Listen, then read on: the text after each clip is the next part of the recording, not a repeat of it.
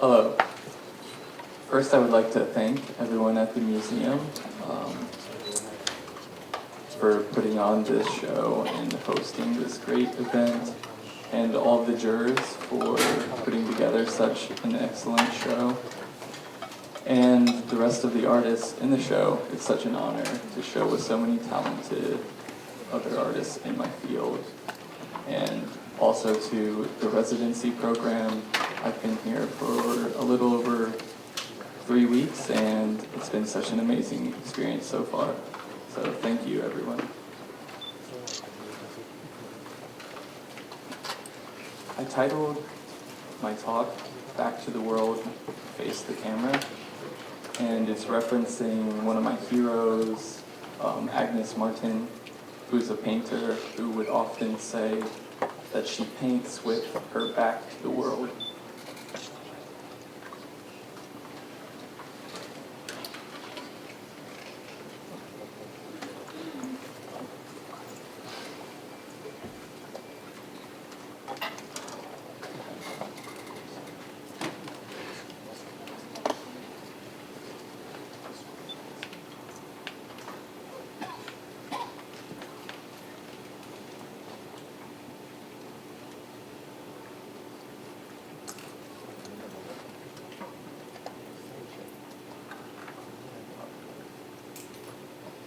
Okay, so for me, art making begins with simply living in the world and noticing the world.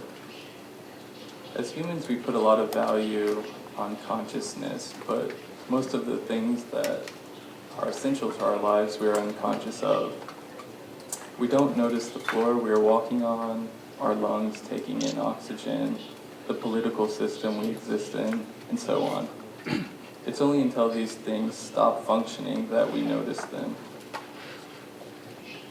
So in my work, I try to notice what I don't.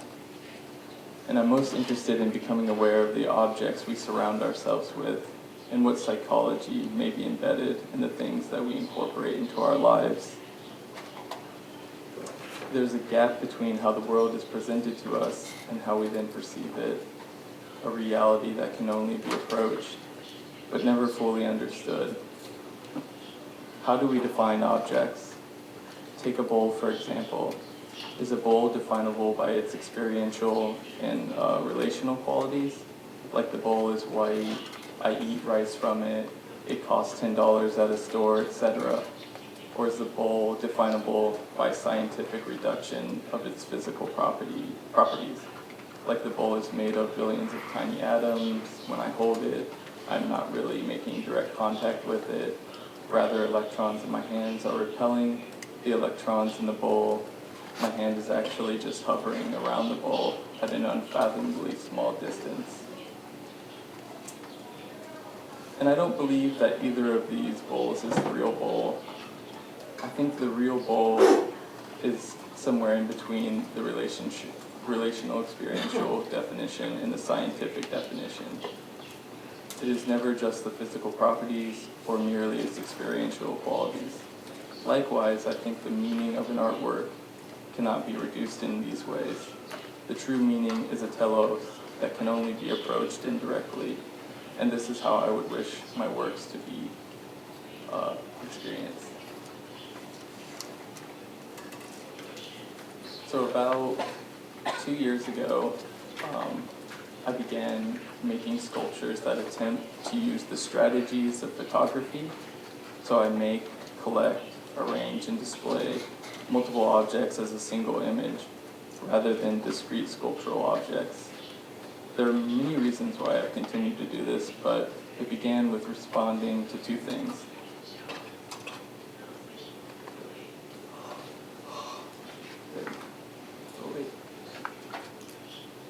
The first one being taught in school about early 20th and 21st century art, recent history of painting moving off the wall and becoming more sculptural. And the other is responding to the age of social media, which I live in, where objects are presented as an image and experienced in two-dimensional format rather than in physical space. So I want to make sculptures that lend themselves to photography, but really need to be experienced firsthand. With these two things in mind, the work is in conversation with ideas of representation and a sort of Platonian dialogue. So the content of the pieces normally come from noticing something strange in the world that has a potential to communicate some type of human psychology. I collect these moments, in my daily life and then piece them together in a way that have associative connections, but when connecting one moment of the sculpture to another, no linear narrative arises, and I think it becomes closer to living in the actual world. So for instance, the cheers at once has associative connections to the gymnastic rings,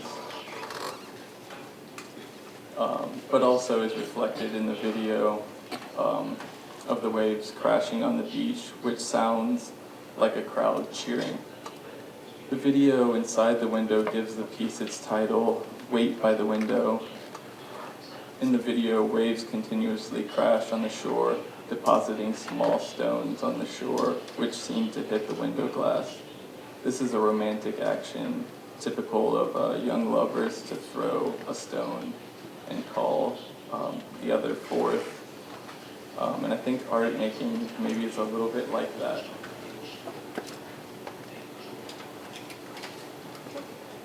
The waves can again be referenced in the pattern of the rug and the white dripping structure that resembles the back of a couch or a fence. The perfect torso can have associations to classical sculpture, but also to being in front of the TV screen or perhaps performing on the gymnastic rings. The chair is at once a chair and a painting. The column trash can be again in association with classical sculpture with the torso, but also to the domestic space aspect of the installation that flips between gym, living room, shop display, and garage. In arranging objects in this way with no linear narrative but associative connections, I believe the viewer can approach the meaning indirectly, and while no definitive truth is possible, they can orbit close enough to the psychological connections between the objects I have chosen to come away with something meaningful.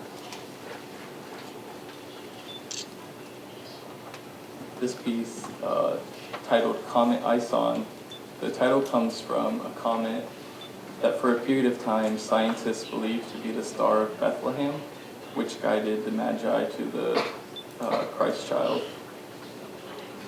Depicted in this piece is a tetherball set, which is a playground game that we have in America. I'm not sure if it's also a common thing here, but so it depicts a tetherball game and a wreath made of champagne corks.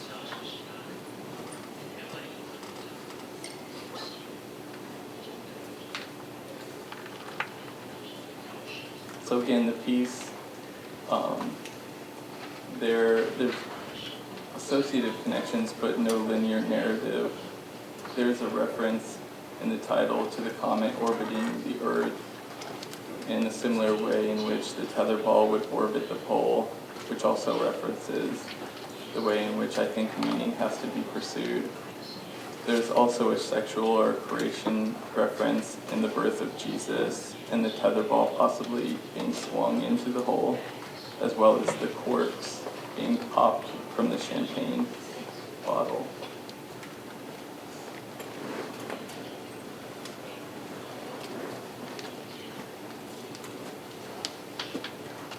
And there's also a celebratory association that exists in the collection of wine corks, which can be in relationship to the birth of Christ or someone participating in the tetherball game.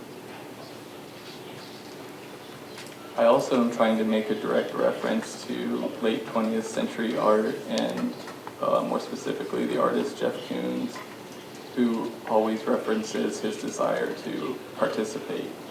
So placing the viewer and the role of participant is intentional, as well as the tetherball itself being like the gazing balls that he uses in his pieces.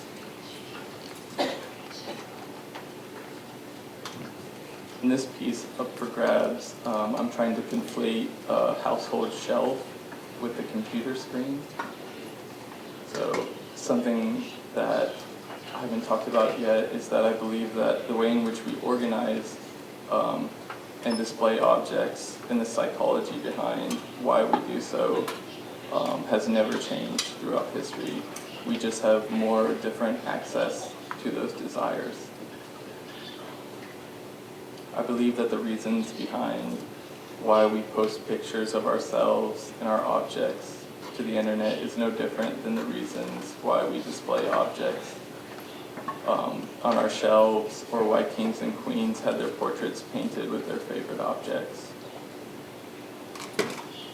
Objects can be a stand-in for the self. We display objects that we want to represent us. I think it is important to note here that I don't wish to be critical of these desires, but rather to just be aware of them.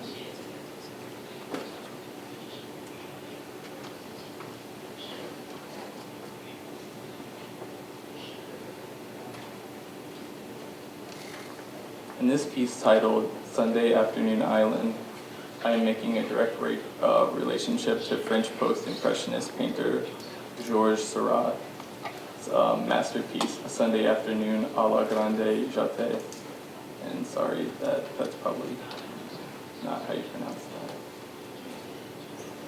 But in his painting, he uses, at the time, a very new, highly scientific technique that later becomes known as pointillism to capture leisure activities of a new emergence of a middle class in late 19th century France. My interest in referencing the painting is the connection between an increase in leisure time and an increase in aesthetic sensibilities, as well as a type of scientific reduction in art. So similar to the piece Up for Grabs, Sunday Afternoon Island is a conflation of a shelf and a screen. The human psychology and desire to aestheticize our lives, be it the ability to choose the color of a dress and a parasol, posting pictures of household objects, or painting still lifes, is only possible with access to leisure time to contemplate doing so. If a human's life is completely consumed by need to survive, then there is no time to care what color their clothing is, or luxury to decorate their surroundings with aesthetic objects. In the piece that I have in the museum, half-frame montage, it has elements that are dense accumulations of ceramic material and glaze that's glazed together. This is meant to synthesize the geologic process of metamorphic rock, which has a relationship to time. The other elements are representational objects, which are hollow. These pieces carry this piece carries all the content discussed in previous pieces about the psychology behind presenting objects as image, but the relationship between the synthesized geology and the aesthetic objects provokes a type of recognition of time and the psychology then embedded in our inevitable mortality.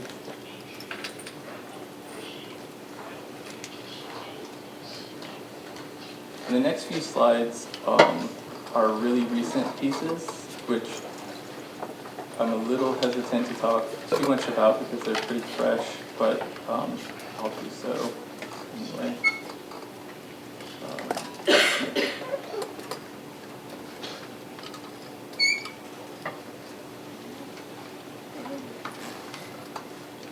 In several of these new pieces, I want to make some sculptures that were not anchored to the wall, which most of the previous pieces have been, and that have two distinct images on either side, so they still have a type of relationship to painting or photography in that way.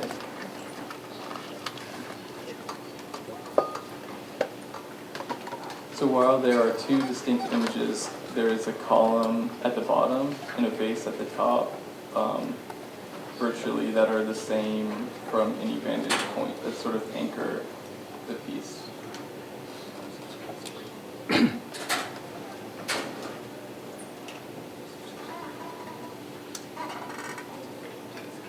So similar in this piece that I titled Where the Dust Falls, there's a similar logic to the last.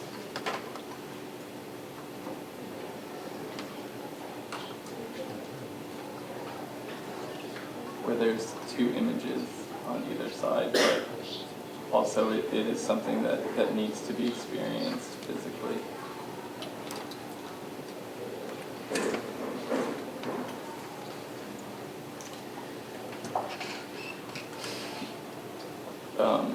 In this piece I wanted to make the gesture of dust accumulating on objects, and when you remove the object there would be this silhouette where the object once had laid.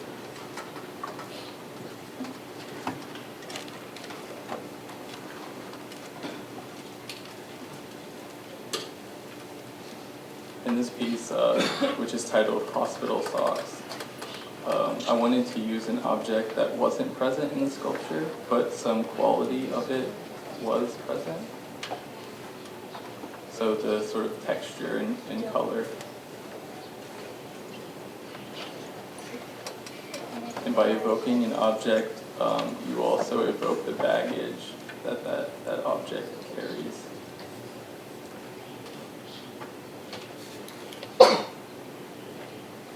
So by using the title Hospital Socks, any other objects presented in the sculpture become in relationship to hospital socks and any physical or psychological qualities that holds in any particular individual's mind while they're viewing the sculpture will sort of be painted by the title.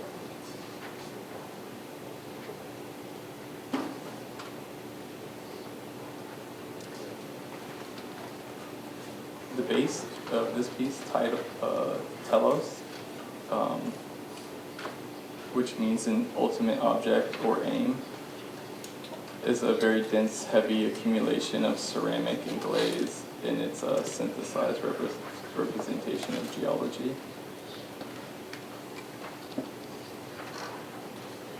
But then the top of the sculpture is made from a combination of hollow casted compressed ceramic objects and poured plastic over raw clay then the raw clay gets dissolved, so there's just this sort of ghost hollow form that's left. And so I wanted to create some sort of psychological tension between this very hollow form that's almost purely superficial in surface and the sort of dense accumulation of time and pressure.